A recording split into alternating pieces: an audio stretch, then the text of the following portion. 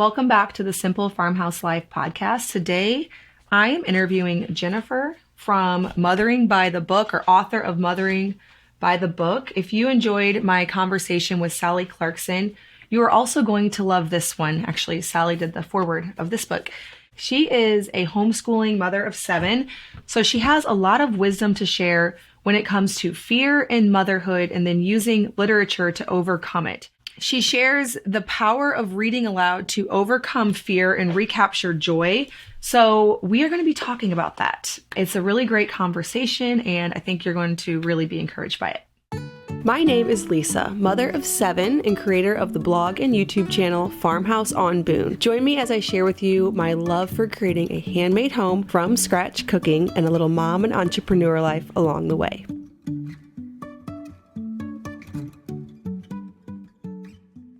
Well, thank you so much, Jennifer, for joining me. I really appreciate you coming on and taking the time to impart some of your wisdom from years of mothering and homeschooling to our listeners. I have your new book here. Now, is this book actually out now? Yes, it came out this late summer, September 2nd was the release date. I'm so excited to chat with you, Lisa. I'm a big fan of all things homesteading, and especially your all the content that you put out has been so encouraging. Thank you. Well, thanks. Thank you so much. Okay, well, let's start with introductions. For those who don't know you already, tell us more about your family and your work with the Peaceful Press. You can tell us about, your book, some intros. Yeah. So I'm the mom of 7 children, and I've been married for 32 years. I live in Northern California on 1.8 acres. We were supposed to move up here for an easier life, but now we have chickens and goats and sheep, and we slowly keep expanding the menagerie. There's a bunny in my son's room right now. Simple and easy or different? Yes, yeah. I've been homeschooling for 25 years, and 6 years ago I started the Peaceful Press, which is my company that creates literature-based resources for homeschool families. They're really geared towards connection, but one of the things that is a neat tie with us is that my resources include practical life skills, because I feel like things like knowing how to bake sourdough bread or make elderberry syrup are really great for science, they're great for motor skills development, but they're also just great for life. So it's fun to get to kind of present that side of the Peaceful Press to the world. And then I wrote a book called Mothering by the Book, which is about my journey with fear. I think so many moms do deal with fear. And a lot of the stories in the book are from our almost 2 years living off grid in Mexico. We were on solar, we were missionaries. It was a really intense life. And so I overcame a lot of fears during that season. Was that when you had, I think I read, was it when you had 5 kids? Yeah, we moved down there with 5 children. But actually, when we moved to the off-grid house, we just had our 6th baby. So she was 2 months old, and we moved in there and didn't even have, we didn't really ever have theoretically running water. We had a 1,000-gallon tank. So every week we'd fill up that 1,000-gallon tank, and I'd bathe my whole family in 1,000 gallons of water a week. Can you imagine the laundry? How do you get laundry done with 6 kids with no electricity? We'd have to start a generator, run solar power. It was lovely. Oh, I couldn't imagine. I'm always so thankful I think about that, because it's really just not that hard to wash and dry your clothes whenever you think about the alternative. It's just not hard at all. Right. We think, oh my gosh, I got to get laundry done for all these children. Laundry. But when the alternative is doing the laundry without any power or water, it's really intense. Mm-hmm. It's not actually too big of a deal. Yeah, I think we need to hear that every once in a while. What are some of the primary fears that women face in motherhood? And we mentored moms throughout the years and met lots of moms. The primary fears. I think a lot of the fears actually center around our own performance. We won't be a good enough mom, or we won't be able to meet their needs, or we won't be able to love all these children, or whatever it is. I feel like even though we do get scared about, will my child be well educated, or will my child get hurt or get sick? I think there are as many fears centered around our own ability or lack thereof to mother well. Okay. Yeah. I definitely think there's seasons too, because some of the fears you mentioned, I had more in the beginning of my motherhood, and then some of the other ones, like the safety ones, I think that's getting worse for me as I have more kids, but the confidence in mothering is getting better. So I don't know if that's common or not. Maybe it's just because you end up seeing so many things. You're like, I don't even know how we've made it so far. But yeah, it's a seasonal, maybe season of life thing too. Did you find that to be the case? Oh, 100%. I feel like, with us, I mean, there was the new baby, and I thought, how will I ever get through the baby years? And then we think, I don't know if I'll survive potty training. And then it's, how will I survive the adolescent years? I mean, every new season brings up new fears. And as we overcome, we develop more confidence. But I think it's really important to learn how to process in between. Like with the book, Mothering by the Book, I talk a lot about journaling, grieving, and forgiving. Because I feel like if we don't, at the end of a hard season, take time to maybe cry about what was hard or journal it out, then we go into the next season a little bit hard, a little bit bitter, and even lacking confidence. Like what happened for me is I went through a hard season with a teenager, and it robbed a lot of my confidence in mothering the younger ones, which cost a lot for our family. Whereas if I had right away done those steps of grieving the hardness of the season, forgiving myself and my child for the ways that we both contributed to that issue, then I could have alleviated a lot of the reaction. Because I think what happens when we make mistakes as moms is we're reacting maybe to our own parents, maybe to a mistake we feel like we made. But parenting without fear also means parenting without reacting to circumstances and being more thoughtful and intentional about each new season. Yeah, that makes a lot of sense. Where do you think that moms pick up a lot of these fears? You already mentioned some things maybe from the past and from childhood potentially, or picking up some just as you encounter certain things, you see, oh, maybe I failed in this one certain area and that's where we are. But what are some other places? I think a lot of it is cultural. You see, like, especially for us with social media now, there are so many ways to compare ourselves to others. And so it's easy to look at somebody on social media and feel like, oh, I'm afraid that I'm a failure because I'm not baking bread every day, or I'm afraid that I'm a failure because I'm not loving homeschooling, or whatever the circumstance is. I think that there can be a lot of fears that come up from just comparison. But I think a lot of it is just in us as moms. I mean, we care so much. These are our own flesh and blood children, and we're so invested. Like, I just love my children with a passion that's like nothing else. And so it is easy to feel like, oh my gosh, like what if I do it wrong? And then they are in some ways disabled from life because of my mistakes. Like, and don't we have wonderful imaginations as moms? Like, they're jumping on the trampoline. Man. I know, they're on the trampoline, and instead of being like, oh, look, they're having a good time, we start imagining them falling and breaking their neck, And so yeah. I think that it's a combination of culture, our own imaginations, and just our own love for our kids and motivation to do well. Yeah, definitely. I guess I don't wish, but it seems that moms get all of that imagination and dads don't really tend to get it. And sometimes like, why couldn't we just split that, And this is common. I know I'm not the only mom and dad who the dad sees the kids having fun on the trampoline and the mom sees them falling off and breaking their neck. It's common, but it's like, why? Yeah. And honestly, Lisa, the reason I'm so passionate about helping moms overcome fear is because I feel like we rob our whole family of so much joy. Like, a big formative part of my life was we were missionaries in Mexico. We were doing a very inspiring work and we weren't suffering. Like, I know I talk about the living off grid and there was some suffering involved in that, but really we were doing an amazing thing as a family. We were helping an orphanage. It was very inspiring and my husband was really happy. And me, because I had all these fears for my children, like, oh, are they not going to be equipped for life because we're living in another culture? Are they not going to have good social skills because they don't have very many English speaking friends? I had all these fears for my kids, but really all they needed in that season was a mom who could embrace that life and be happy. And especially, you look at so many biographies of people who went through hard times, and it was the attitude of the parents more than the hard time that affected the kids. And so I think, for us as moms, if we can get a hold of the power of joy in our families to bring life, and the power of fear to bring destruction and chaos, I think we'd be a lot more serious about living by faith instead of just tolerating this crippling anxiety and worry. Yeah. Oh, you're so right. There's so many things in life that it's more about how you view it and what you make of it than it has to do with the actual circumstances.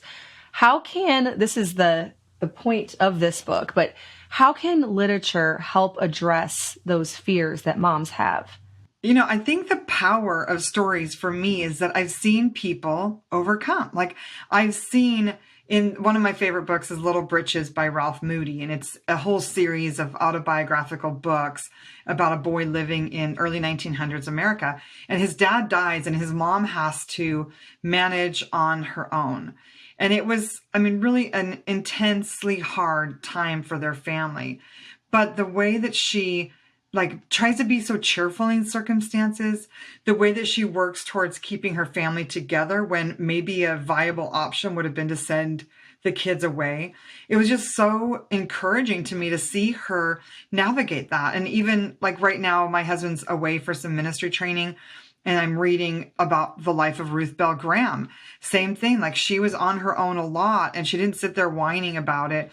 And so as we read these stories of people who've gone before us and we see the way that they have lived lives of courage and purpose, it empowers us to overcome our own fears and have some perspective about our lives that really helps us bring joy and peace to our families now. Yeah, that makes a lot of sense. Taking a quick break to tell you about today's sponsor, Tubes & Co. Organic Skincare. I talk about them all the time on here, but that's because I absolutely love them. They are a family-run business here in the U.S., made in the USA company, which I love supporting, that makes all natural and organic skincare. So using grass-fed tallow and avoiding unnatural fragrances and those ingredients that you don't really want to put on your skin because your skin is your body's largest organ. So what you put on there does make it in. And so it's important to choose clean skincare, but it's also really difficult to find things that actually work. I've been loving the Tubes & Co. makeup. I have their whole kit for contouring. I have the bronzer, the blush, and the highlighter. I'm getting better at using all of that. What I love about the Tubes & Co. makeup, the foundation, the mascara, is it's good. I've done a lot of making of my own foundations and makeup products, and they're great, but they don't really have any longevity on my face. They go away really quickly, and they just don't hold up like cosmetics from the drugstore. And that's what's been holding me back for years on really finding a makeup routine that I was happy with. That's different now because of Tubes & Co., and I absolutely couldn't recommend them to you more. You can get 10% off by using the code FARMHOUSE over at tubesandco.com. Again, use the code FARMHOUSE over at tubesandco.com. Okay, so let's talk a little bit about reading aloud with kids, because that used to be the foundation of our homeschool, and we still do it a lot, but I found it a little bit more challenging as we've had certain kids be in different grades and need special attention on math and things like that. Whereas we used to get by when they were a little smaller with just a lot of read alouds. First, how have you seen reading aloud impact you and your kids? Well, for one, it's given us this whole shared stories. Like today, I'm reading aloud from the Magna Carta by James Doherty, which is about early English history. And my son is also concurrently listening to The Lord of the Rings on audio. And so he's visualizing the whole, the siege of the castle at Northampton. He's visualizing that as he thinks about the siege that the orcs were making on Rohan or something. So it's there's all these connections that happen when we're reading stories and listening to stories. And sometimes even from the movies we watch that become this shared vocabulary. It also gives our children hope. My son and I listened to the biography of Louis Zamperini this summer. He was a World War II survivor. He was interned and just cruelly treated by his prison warden. And so listening to that story together, it built so much courage and hope and faith in us. And then it kind of tied in we watched Louis Zamperini speak at a Billy Graham rally. So there are so many connections that are made when we read stories together. And I think that this is the power, an education that is without story is often devoid of those connections that build thinking, build a worldview. If we just rely on worksheets or online learning, we're really missing out on a lot of context that stories bring. So, for my homeschool, like I do have older children also. My last two that I'm homeschooling are 13 and 15. Okay. So they take science and math at a co-op because I don't love teaching math and I don't love teaching upper level science. So they're taking those at a co-op, but we still read out loud every day because this is sort of the foundation of our family connection. And that is one of my most important values as a homeschooler, as a person, that we are a connected family, that we have these stories that we're talking about, these memories that we're making together. And I don't think we can do it as effectively over worksheets or computer classes. Yeah, I 100% agree with that. That's been the desire we've had for our homeschool from the very beginning, because I feel like I don't remember stuff from school really. But now I find that I'm really interested in a lot of the things that I think I probably learned when I was in school, but I'm learning them in a way that is really fascinating and interesting. And it could just be the development of the brain. Like maybe you just become more interested in things when you're in your 30s than when you're a young kid.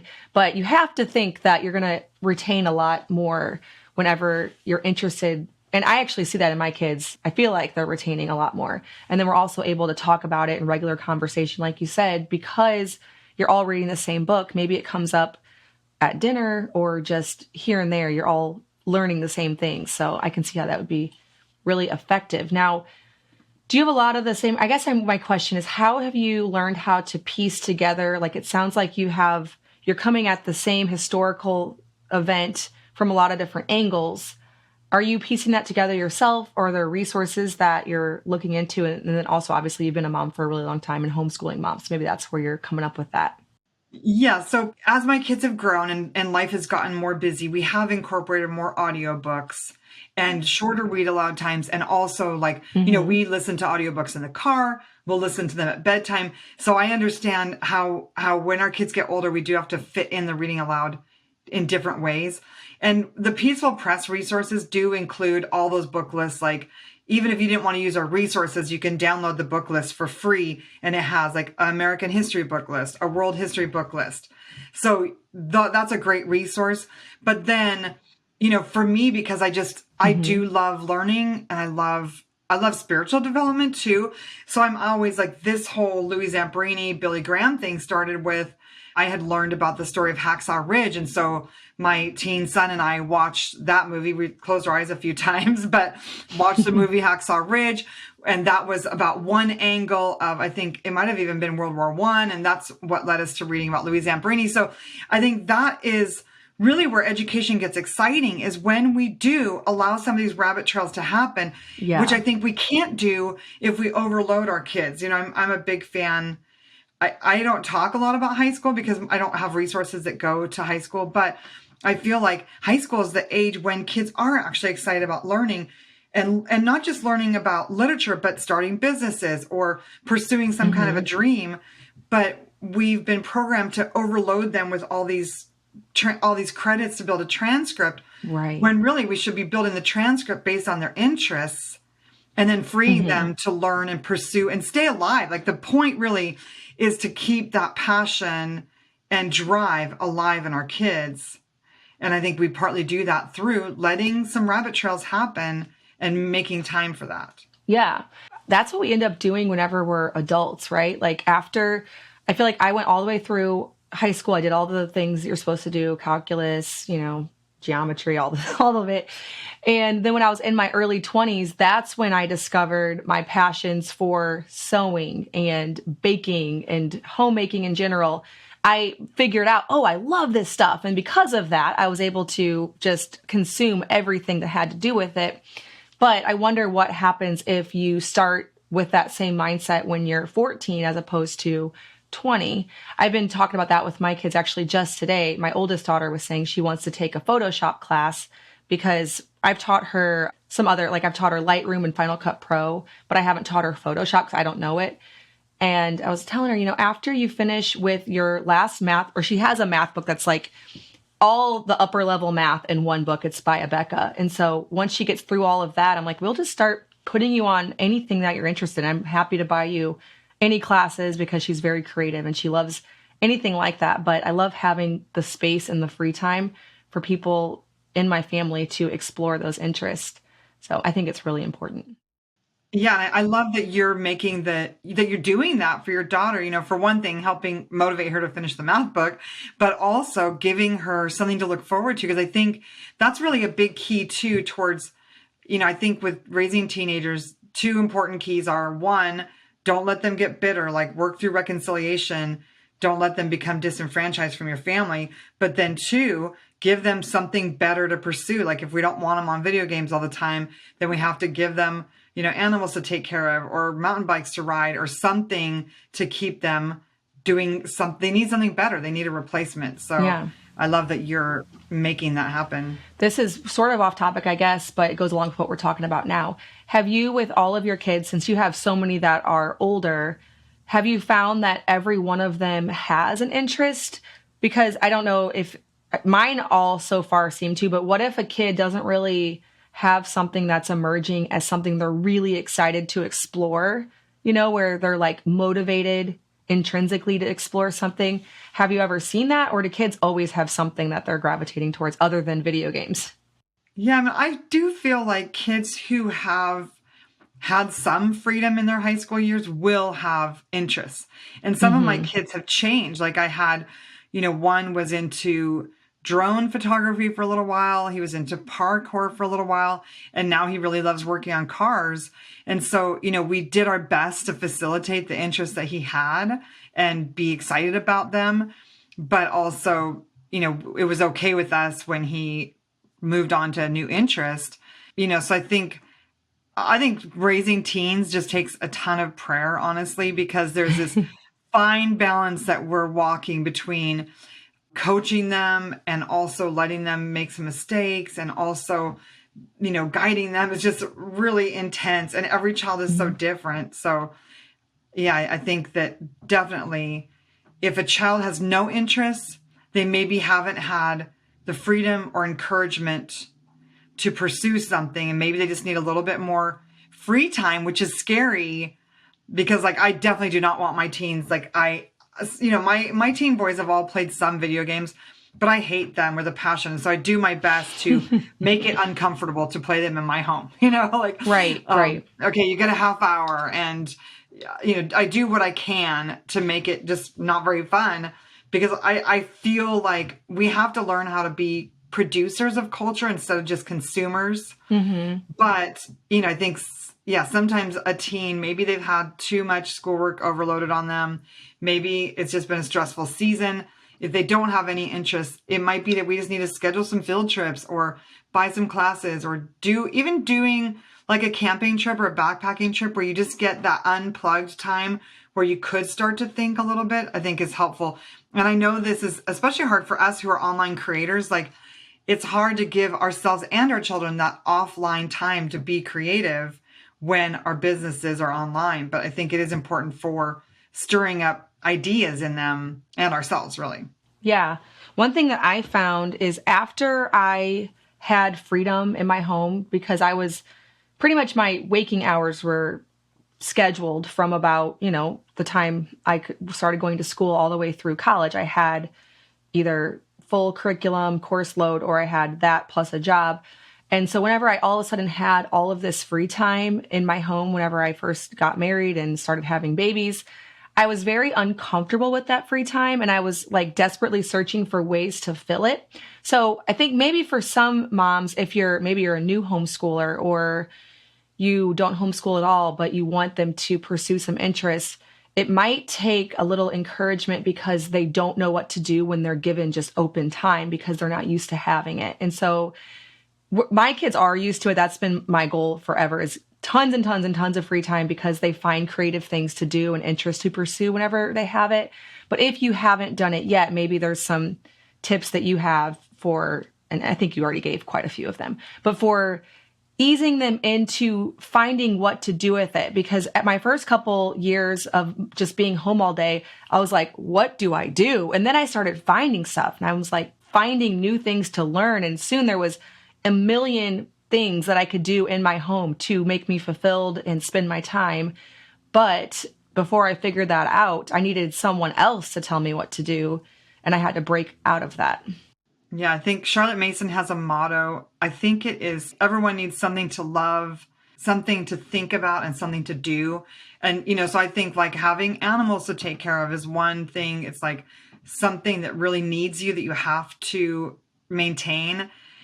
Buying craft kits. Like if you have a child who you've just pulled out of school and they're not used to having any free time, providing like different kinds of craft materials like clay or painting or whittling or knitting, just so they can kind of have some guided practice into using their hands to do things or exploring new things. I think, scheduling classes or horseback lessons or just anything that would help get them off of a computer, because it's so easy. I mean, I'm an adult. I've been homeschooling for 25 years, married for 32. I have a hard time having control over social media and phone use. So I think for children, if that's an option, they'll just veg out and not really develop any interest or skills. And sometimes being online can lead to skills. I've learned so much through blogs such as yours or the Country Life vlog. Have you seen that one? The Azerbaijani people who are always making something amazing. Yeah, I have. So, there's so much that we can learn online. Yes. But I think, giving your children some tools to practice with and also getting excited about learning yourself. Like if they're not wanting to do anything, sit down and paint yourself. Sit down and knit yourself. You start doing something. You go out and work in the garden and hopefully them seeing you will start to spark some of that. Yeah, those are great tips. Taking a break from this awesome conversation to tell you about today's episode sponsor, Azure Standard. You may have heard of Azure Standard if you're hanging around the natural food or homesteading community. I have been ordering from Azure Standard for probably 12 years now. Azure Standard is essentially a co-op model. So you get together with a bunch of people in your area and get a big order on a truck so that you can get that combined price. They have drops all over the country. So I have the closest drop to me. There's actually a few options for around 30 minutes or less away from where I live. If there's no Azure Standard drop in your area, you can also set up a drop so that you can pool together and get natural and organic groceries for a really awesome price. Some of the things that I like to pick up from my Azure Standard, well, one thing is feed for my animals. We get our dairy ration that we put together for our dairy cows. From Azure Standard, we get chicken feed. We get dried fruit like dates and figs. I do bulk flour and sugar. So a lot of bulk items for baking. We get raw honey. They offer meat. One of my favorite things to get from Azure Standard is cheese. I can only find organic raw cheese for a really, really expensive price around here, but I can get a big old block of it on Azure Standard. On my last order, I picked up a lot of frozen fruit. I picked up some trace minerals for my animals, some bee pollen, 40 pounds of organic cabbage that I made into sauerkraut, einkorn products, pasta, their fresh produce, whatever is seasonal, I like to get from there. I like to get organic cream cheese and sour cream. There are so many things on there that I find for a really great deal. And I also love that I can go at one time, pick up all of this stuff. So that way, once a month, I'm restocking everything. If you've been on the fence about checking out Azure Standard, make sure to head over to azurestandard.com. Peek around their website, check out the pricing. You might be really surprised at some of the items that you can find there that you can't find locally and for a really great price. Azure Standard is offering a coupon code for Simple Farmhouse Life listeners, so you can use code FARMHOUSE10 over at azurestandard.com. Again, that's FARMHOUSE10. If you've been on the fence about checking out Azure Standard, that's going to be a really great deal for you to make that jump. Back to talking about your book and fear. I have a few questions here about fear. Why should we work to overcome fear instead of just cope with it? And what's the cost to our families if we stay afraid, stay in that fearful place? Yeah, I mentioned this earlier. Like in Mexico, my fears for my children were fears for them. I loved them. I wanted them to have a good life. I wanted them to have everything they needed. But my fears actually stole from them. Like I wanted better for them. But what my fears did is cause conflict. It caused me not to be present. Like I could have just been there and been enjoying the life we had. But instead, I was off in my head worried about the future. And so I think the problem with just coping with fear and not really doing what it takes to overcome is that we steal so much joy from our homes, and we only have this little window to really present our children the idea that God is good, that there is hope in life. They're taking their cues about life from us. And if we act like life is this big, scary thing and it's so hard, and, sometimes what happens too is we get this look on our face like we're so scared, we're so worried about our kids, and they take it to mean that they are doing something wrong. They can't interpret our feelings and realize, oh, my mom loves me so much, she cares so much about me, and that's why she looks unhappy. Yeah. They think that we are unhappy with them. And I want my kids to feel, I want their memories of me. And some of them don't have that memory. I'm having to repair some of that. But I want them to remember that their mom was delighted to care for them, that I was happy in my life, that I knew that God loved me. And I think that is really the core of our fears, is like, it's just so hard for us to imagine that there is a God who loves us and is watching out for us, and who has good plans for us. And so then we try to control everything because we're not sure that it's safe. But I think the more we can just internalize that for ourselves, that we're safe because God is good, then we can start to really be in the present and like laugh with our kids and sing with our kids and dance with our kids and bake with our kids. Just be happy in the present. And it gives our children such a beautiful worldview that, life is beautiful. Life is happy. You look at that movie, Life is Beautiful. He made a horrific circumstance into something joyful by just, partly a little bit of self-control, because I'm sure he wanted to curl up in the fetal position too. But I think we can do that for our kids. No matter what we're going through, we can look at what is good in our lives and start to just put a smile on our face and talk to our children about how good God is and how safe they are in his presence. Yeah. I'm sure sometimes, even knowing this, there's been times where you still start to go down the rabbit hole of fear. And your book's a lot about using literature to pull you back out of that. So how do you fit reading aloud into a busy schedule? And what do you recommend for other busy moms? Because for me, it was a lot simpler, I feel like, to spend a lot of time reading aloud several years ago when I just had a few children and I was able to keep them all very contained. How would you recommend fitting that in? Yeah, I think that for sure, including audiobooks is so helpful. And I think sometimes people don't even know what to read. Like, on my webpage, motheringbythebook.com, there's a book list there. And it kind of actually is addressed to certain mothering fears. But, basically, a lot of the books that we do are audiobooks now, or, I only read probably a half hour in the morning and a half hour at night, something like that. So it's not hours and hours every day now. But my children also are in the habit of reading. And so I think cumulatively, like maybe you only have this short season where you read aloud as a family, but there's enough of these inspiring stories that get into your kids' hearts that they can hang on to those stories. Like we hang on to the story of Corrie ten Boom and how she overcame. So we have read aloud every day for 25 years. And it's not always hours and hours, but cumulatively, that's a lot of stories that have gone in to shape a worldview that says people go through hard times, so we're not alone in our hard time, but we can overcome because other people have overcome. And one of the things I have to work on now is just, I talked about it early, is my imagination. Like it is just so easy for me. I have adult children now who don't all live at home, and they're driving their cars on the roads. And, there's all the things that we could start to worry about when our kids are out of our presence. But I have to just use my imagination for good instead of evil. Like if something happens and my immediate first thought is negative, I have to just say, God, help me to imagine the best about this situation instead of envisioning the worst. And that has been really helpful too, to just, it's an ongoing process, because as moms, there's always a new season. But I think as we develop that skill of turning our attention towards what is true and good and beautiful, and, continuing to put those stories in, whether it's an audiobook, whether it's even a great inspiring movie, that we just continue to focus on those hopeful narratives. And that's what the Peaceful Press book lists are all about.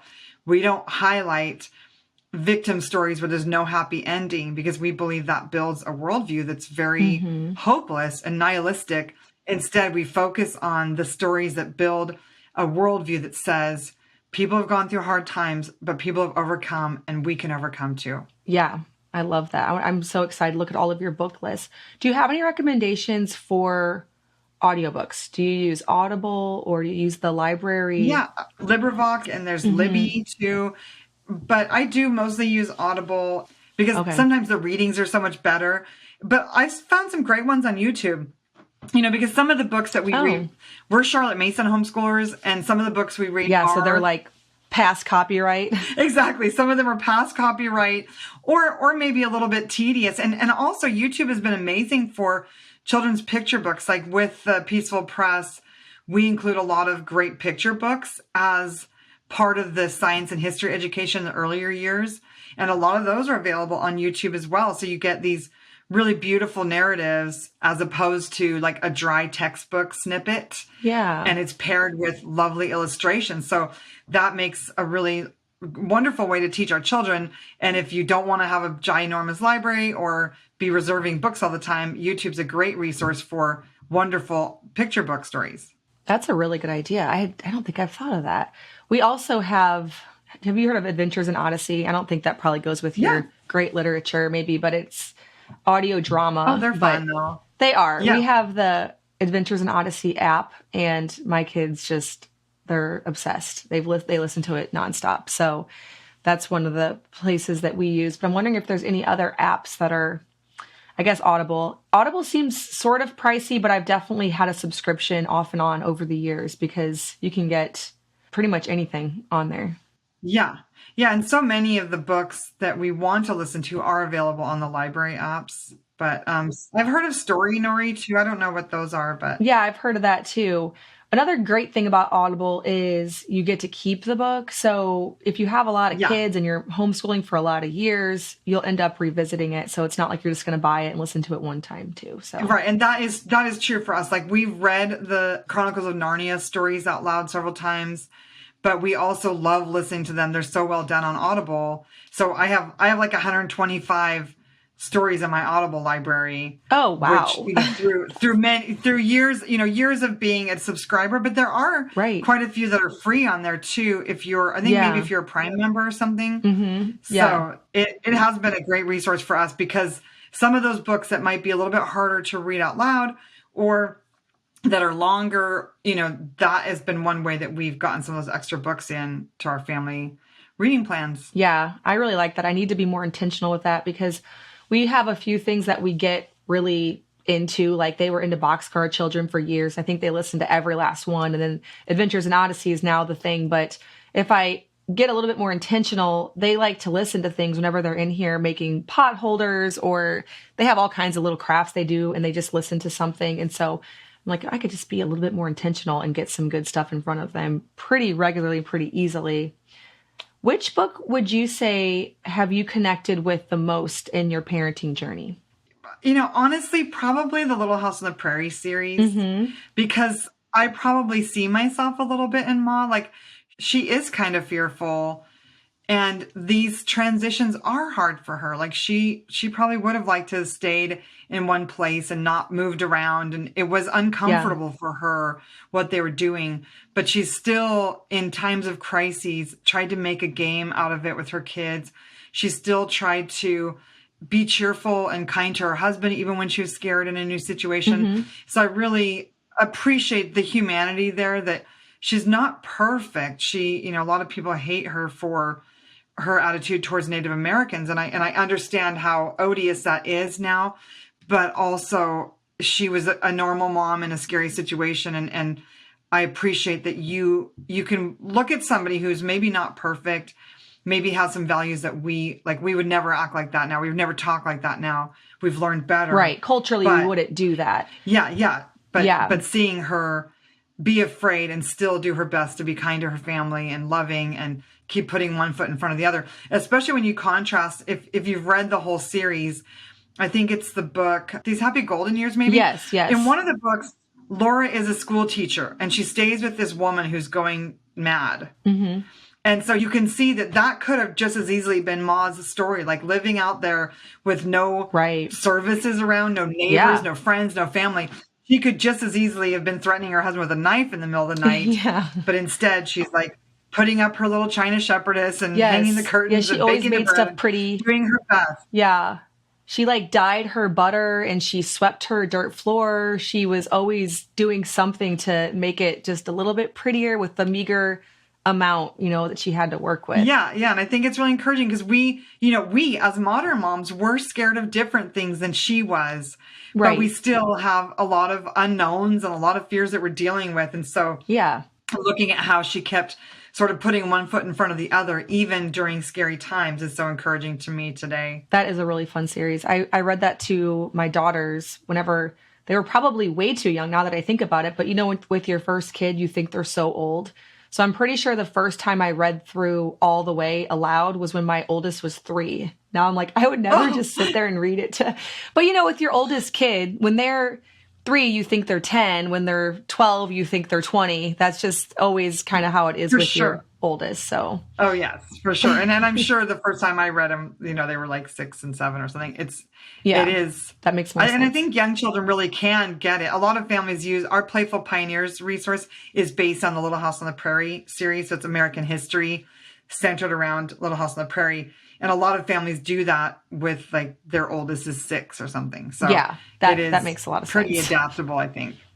Yeah. But 3, hey, she's probably really mature. I think she is, but there again, she is my oldest. But now my 3-year-old son, he's a baby. Whenever you've had so many, or just whether you've had a lot or not, but whenever your older ones are older and you have a younger one, they're a baby, even if they're 5. So I think it's funny how different you treat them. Especially if it's your last one. Especially if it's your last baby. It's like, you are my baby. Yeah, Daniel, my 3-year-old is not my last one, but still, he's still a baby to me. He's my 6th child. So we do have a 7th as well, but he's a baby. My oldest was 3. I thought she was a teenager, I guess, because you want them to grow up when they're older. I understand.